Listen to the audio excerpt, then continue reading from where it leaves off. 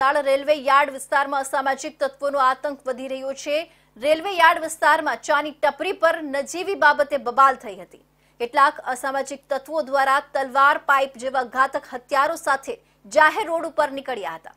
Valsad city પોલીસે આવા અસામાજિક તત્વોને શોધવા સહિતની તપાસ હાથ ધરી છે।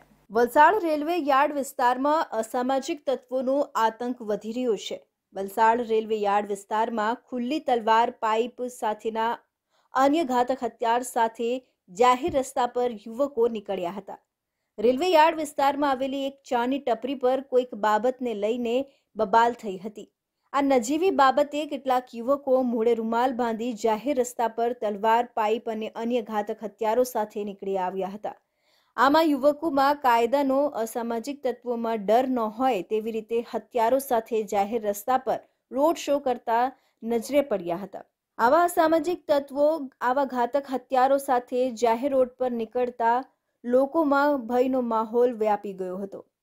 જાહેર રસ્તા પર ખુલ્લા હથિયારો સાથે ભય ફેલાવનાર યુવકોને શોધવા પોલીસે કવાયત હાથ ધરી હતી।